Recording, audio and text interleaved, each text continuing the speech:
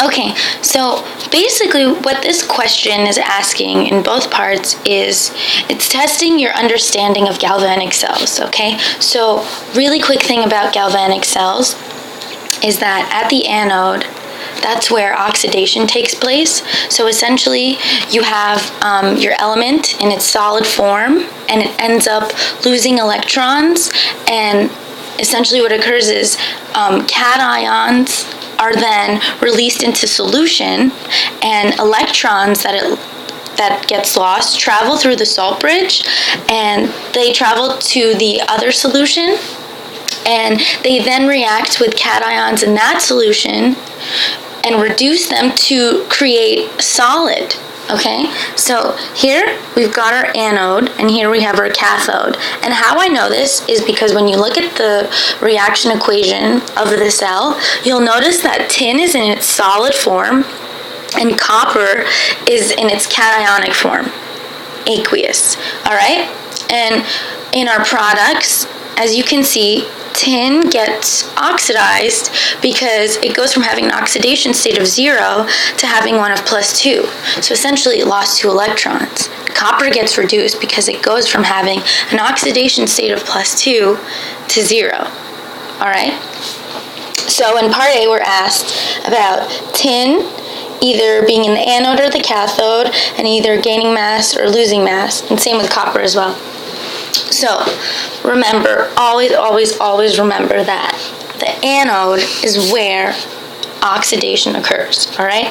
And that is where our buddy tin is losing electrons, okay? And that leaves us with the cathode, and that's where copper is gaining electrons, or that's where copper is getting reduced.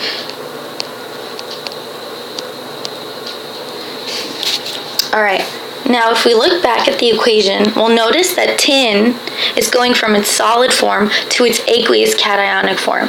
What that means is that tin is essentially losing mass because its cations are now going into the solution, all right? And we can say that copper is actually gaining mass because it's getting reduced. It's going from its aqueous cationic form to its solid form. So that's essentially what gains mass and loses mass means.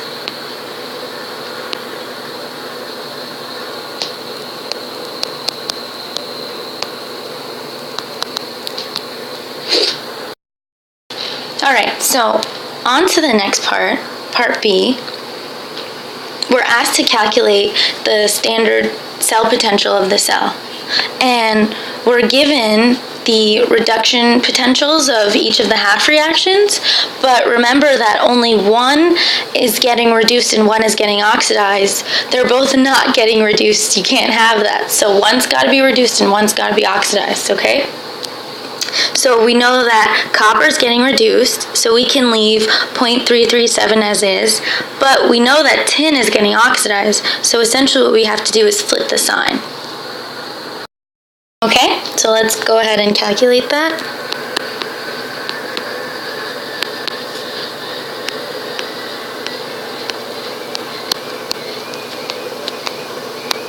We should get 0.507 volts. Okay, hope that helped.